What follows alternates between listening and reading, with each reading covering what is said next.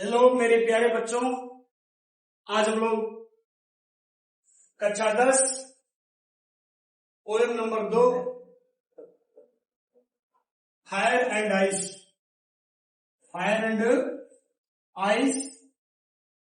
Poem की बात करेंगे। इसका अर्थ आपको बता दिया गया है।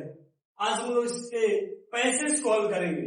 इसके पैसे से, पैराग्राफ से संबंधित जो प्रश्न आते हैं उनकी बात करेंगे। पोयम है, पोयम का पहला पैसेज है, पहला पैराग्राफ है। इस सम से कुछ लोग कहते हैं कि द वर्ल्ड संसार विल एंड समाप्त हो जाएगा इन फायर, आग में, या आग में कह लीजिए, आग से कह लीजिए। कुछ लोग कहते हैं कि संसार आग से इंद हो जाएगा, मतलब विलीन समाप्त हो जाएगा। या आग का मतलब क्या है? आग का मतलब इच्छा है, डिजायर है, जो कभी समाप्त होने वाला नहीं है। यानी इच्छाएं बढ़ती जाती है, उसी की बात की गई है। सम से कुछ लोग कहते हैं इन आइस, यानी कुछ लोग कहते हैं कि वर्ल्ड विल एंड, संसार समाप्त हो जाएगा। किसमें? इन आइस। यानी कुछ लोगों का विचार है कि संसार आग से नष्ट हो जाएगा। आग का मतलब है इच्छा। जो मानव की इच्छा है वो कभी पूरी होने वाली नहीं है। वो अपनी इच्छा के पीछे परेशान है। तो यह कहना चाहता है कभी कि संसार आग से, यानी इच्छाओं के कारण नष्ट हो जाएगा। सम से कुछ लोग कहते हैं कि संसार किससे नष्ट हो जाएगा? आइस से। या आइस मीन्स क्या होता है? बर्फ। आइस मीन्स बर्फ होता है, लेकिन यहाँ बर्फ का भाव किसे दिया गया? बर्फ किसको कहा गया? यहाँ नफरत को। किसको? नफरत को। यहाँ बर्फ कहा गया किसको? नफरत को। यानी कुछ लोग कहते हैं कि संसार आग से, अर्थात इच्छाओं से, इच्छाओं के कारण कह लीजिए नष्ट हो जाएगा। और कुछ लोग कहते हैं कि बर्फ से नष्ट हो जाएगा। बर्फ की बात कर ले, जैसे ग्लेशियर है, ग्लेशियर पर केवल बर्फ होते हैं, और जब ग्लेशियर पिघलते हैं तापमान की वजह से तो बाढ़ सी आ जाती है, समुद्र में जल स्तर बढ़ जाता है। तो वहां ऐसे भी हम बात कर सकते हैं कि बर्फ से भी विनाश हो सकता है। लेकिन यहाँ कभी का कहने का मतलब बर्फ से किससे है? नफरत से। यानी कुछ लोग कहते हैं कि संसार आग से नष्ट हो जाएगा, अर्थात अपनी इच्छाओं के कारण नष्ट हो जाएगा। और कुछ लोग कहते हैं, सम से कुछ लोग कहते हैं कि संसार बर्फ अर्थात नफरत से नष्ट हो जाएगा। एक दूसरे से, जो देशों की नफरत है, एक देश दूसरे देश से लड़ रहे हैं, एक देश दूसरे से लड़ रहा है, ये क्या नफरत है? इससे भी संसार नष्ट हो जाएगा। कभी कहता है कि फ्रॉम से what I have tested. What I have tested का मतलब जो मेरा अनुभव है, जो मेरा अनुभव है। व्हाट आई हैव टेस्टेड, आई है ये, तो व्हाट आई हैव टेस्टेड, जो मेरा अनुभव है। आप डिजायर, इच्छा के बारे में। आप डिजायर का मतलब अबाउट डिजायर, इच्छा के बारे में। इच्छा के बारे में जो, व्हाट का मतलब जो ले रहे हैं, इच्छा के बारे में। व्हाट आई हैव टेस्टेड, जो मेरा अनुभव है। किसके बारे में? इच्छा के बारे में जो मेरा अनुभव है। आई होल्ड विद दोज, उसके आधार पर कह रहे हैं आई होल्ड विद दोज, मैं उन लोगों के साथ हूं। I hold with those, those माने वे सब, वे लोग, मैं उन लोगों के साथ हूं जो फेवर फायर, जो आग का पक्ष लेते हैं। अर्थात यह कहते हैं कि संसार किससे नष्ट हो जाएगा? आग से नष्ट हो जाएगा। आग मीन्स डिजायर, इच्छा, जो कभी पूरा होने वाली। ये सारे पैराग्राफ आपको पीछे भी पढ़ा दिए गए हैं। इसके प्रश्नों की बात की जाए तो इसमें प्रश्न दे रहा है पहला, what is the name of the poem. What is the name, नाम क्या है। ऑफ का मतलब क्या होता है जानते ही हैं? द पोयम, कविता। कविता का नाम क्या है? कविता का नाम क्या है? फ्रॉम विच, जिससे। फ्रॉम विच का मतलब जिससे। आपसे कविता का नाम पूछ रहा है, पोएम का नाम पूछ रहा है। फ्रॉम विच मतलब जिससे। एबव स्टेक्ट, एबव स्टेक्ट का मतलब यहाँ वर्ड मीनिंग भी आपसे दे दी गई है। एबव स्टेक्ट का मतलब है ऊपर दिया गया पद्यांश। इसका मतलब क्या है? ऊपर दिया गया पद्यांश, ऊपर दिया गया पद्यांश। तो फ्रॉम इट, जिससे द एबव स्टेक्ट, ऊपर दिया गया पैराग्राफ जो हमने पढ़ा अभी, इज टेकन, लिया गया है। इज टेकन का मतलब लिया गया। वैसे एक बार क्वेश्चन को देखेंगे, कह रहे कि what is the name of poem, यानी उस कविता का नाम क्या है? फ्रॉम विच, जिससे ऊपर दिया गया पद्यांश, इज टेकन, लिया गया है। तो कविता का नाम आप जानते हैं? बताएं। Fire and ice. Fire and ice. Who is the poet? और पूछा कि कवि कौन है? Robert Frost. इसका मतलब इस प्रश्न में दोनों चीज पूछा आपसे, कविता का नाम भी पूछा और कवि का नाम। जवाब लिखना देखिएगा, आंसर यहां दे रहे हैं। यह आंसर दिया गया है कि the name of the poem, कविता का नाम, कविता का नाम इज है। क्या नाम है भाई? Ice and fire. कविता का नाम क्या है? Sorry, fire and ice. The name of poem, कविता का नाम इज है। क्या नाम है? Fire and ice. कविता का नाम क्या है? फायर एंड आइस, यानी आग और बर्फ है। और शेर सारी चीज अगर इतना भी लिखते तो चल जाएगा, लेकिन प्रश्न के हिसाब से अगर पूरा लिखना चाहते हैं तो फिर यहां से ऐड करना पड़ेगा। देख रहे हैं ना? फ्रॉम विच, यहां से उसको उतार देंगे उसी में। फ्रॉम विच, जिससे सारी चीज जो कि जो उतार देंगे आप। The above stacked is taken. तो क्या के यहां से सारी चीजें जो की जो उतार दी। आगे वर्ड तो आपको मिल जाते क्वेश्चन से ही। तो what is the name of the poem, कविता का नाम क्या है? फ्रॉम विच, जिससे एबव स्टेक्ट, ऊपर दिया गया पद्यांश, इज टेकन, लिया गया है। और हु इज द पोएट, और कवि का नाम क्या है? तो जवाब आपने क्या दिया? The name of the poem is fire and ice. From which, जिससे, जिससे सारी चीजें उतार देंगे, जिससे the above stacked is taken. Is taken मतलब लिया गया है। इस टेकन का मतलब लिया गया। और आपसे कवि का नाम पूछा था, तो Robert Frost is the poet. कवि का नाम क्या भाई? Robert Frost. कवि का नाम क्या है? रॉबर्ट।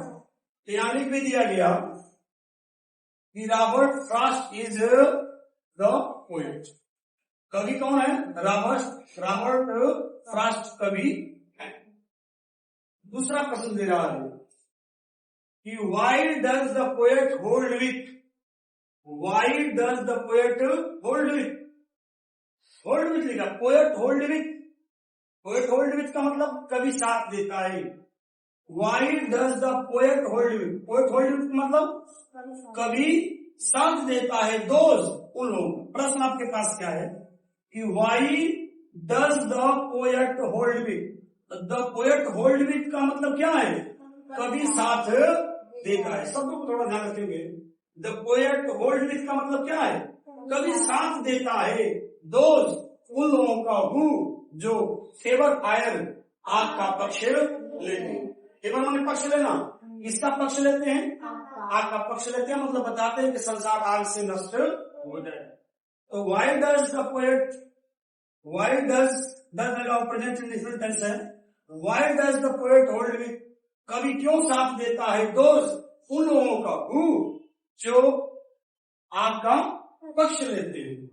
तो जवाब हमने लिखा। ये बहुविकल्पी टाइप के भी प्रश्न आते हैं, समझ रहे ना?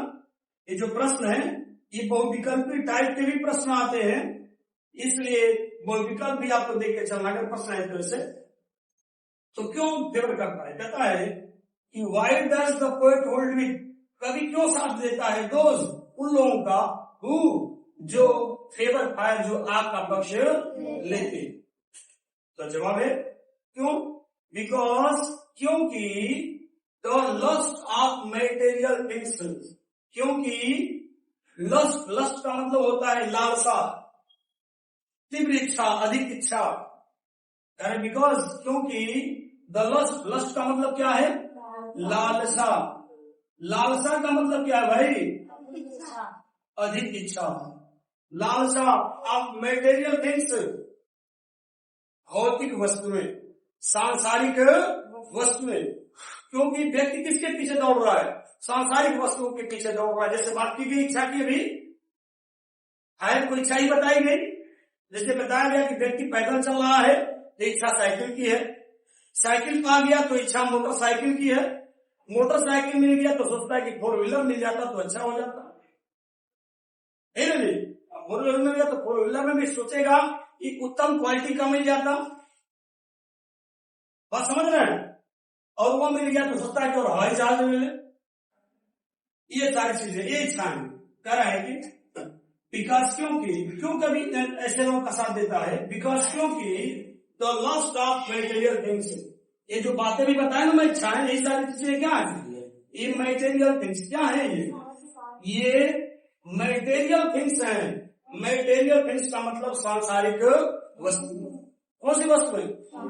ये जो सारी चीजों के पीछे जो दौड़ रहे हैं हम, सुख के पीछे, ये सारी चीजें क्या है? ये सांसारिक वस्तु। मेटेरियल थिंग्स का मतलब सांसारिक वस्तु। क्योंकि लस्ट ऑफ मेटेरियल थिंग्स, क्योंकि सांसारिक वस्तुओं की जो लालसा है, इच्छा है।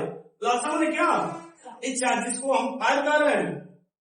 क्योंकि सांसारिक वस्तुओं की लालसा यानी इच्छा इज इंक्रीजिंग, बढ़ रही है। इज इंक्रीजिंग मतलब बढ़ रही है, क्विकली, तेजी से। क्विकली का मतलब तेजी से।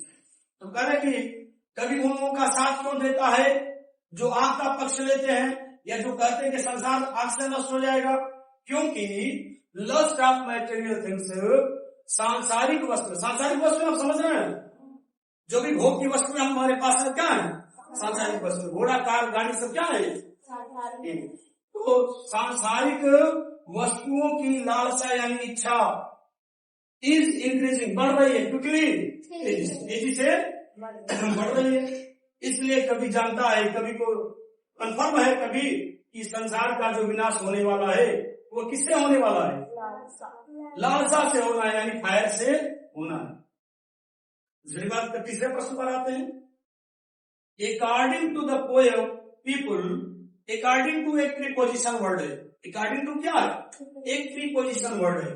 प्रश्न है अकॉर्डिंग टू पीपुल यानी लोगों के अनुसार। अकॉर्डिंग टू मतलब होता है के अनुसार। अकॉर्डिंग टू पीपुल मतलब लोगों के अनुसार। हाउ कैसे, द वर्ल्ड संसार, विल एंड समाप्त। विल यहाँ है, एंड यहाँ है। तो अकॉर्डिंग टू मतलब के अनुसार, कवि के अनुसार संसार हाउ विल एंड, कैसे समाप्त हो जाए। तो पहले ही बता दिया, 2 चीजों से समाप्त हो सकता है, एक आग से और एक बर्फ से। दे दिया, क्या दे दिया कि बाई बोथ, बाई मीन्स द्वारा, बोथ माने दोनों, फायर एंड आइस, आग और बर्फ। आग का मतलब इच्छा है और आइस का मतलब यहाँ नफरत है, कवि के अनुसार, है ना। तो अकॉर्डिंग टू पीपल, लोगों के अनुसार, how will the world and, संसार कैसे नष्ट हो जाएगा। तो जवाब क्या दिया गया? संसार कैसे नष्ट हो जाएगा? By both fire and ice, यानी आग और बर्फ दोनों के द्वारा संसार कैसे नष्ट हो जाएगा। तो कवि ने बताया, पहले बता दी इसमें, कवि ने पहले बताया कि आग से नष्ट हो जाएगा। आग का मतलब इच्छा से, अपनी इच्छा के कारण नष्ट हो जाएगा।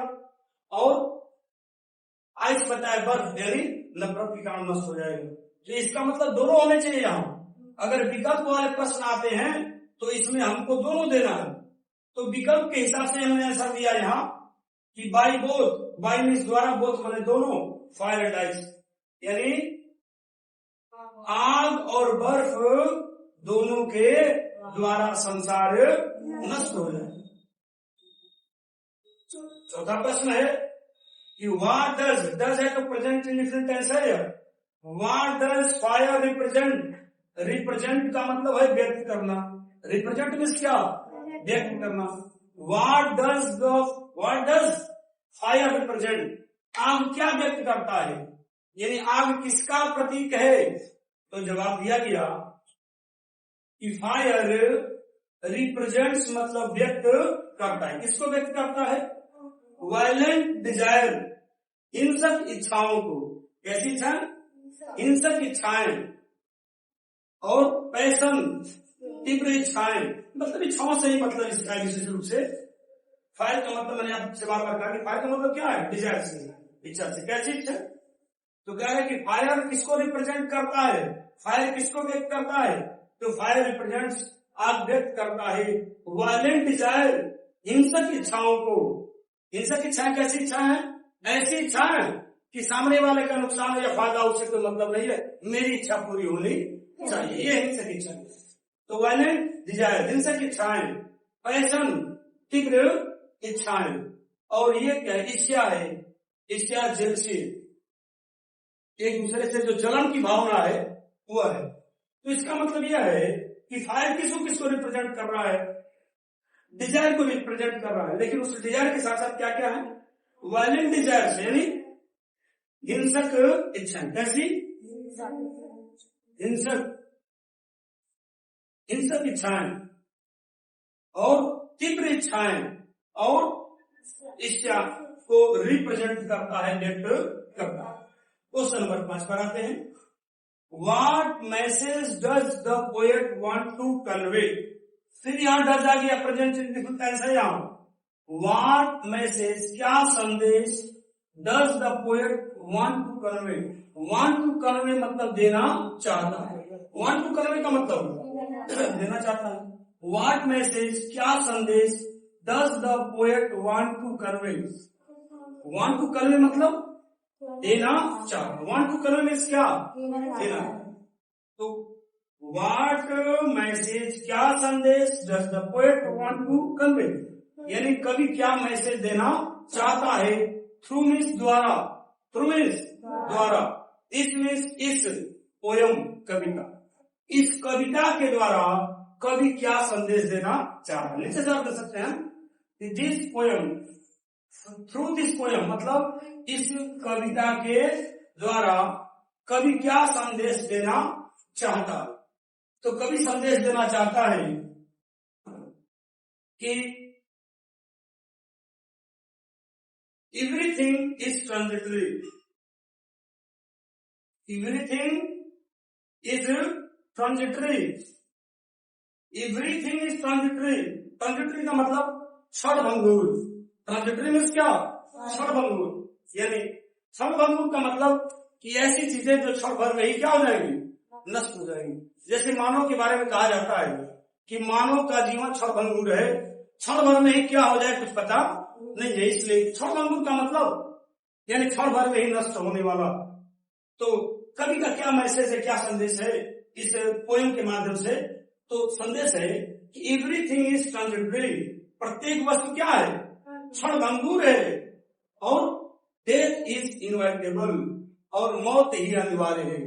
कहते हैं कि मृत्यु ही सत्य है, इस धरती पर मृत्यु ही सत्य है। जो आया है उसको मरना है, जो आया है उसको मरना है, यही सत्य है। तो यही संदेश है कवि का कि एवरीथिंग इज ट्रांजिटरी, प्रत्येक वस्तु क्या है? क्षणभंगुर है, यानी क्षण भर में ही नष्ट हो जाने वाली है। और क्या है? डेथ इज इनवाइटेबल, और मौत अनिवार्य है। इस तरह से उम्मीद करते हैं चीजें आपको समझ में आ रही होंगी।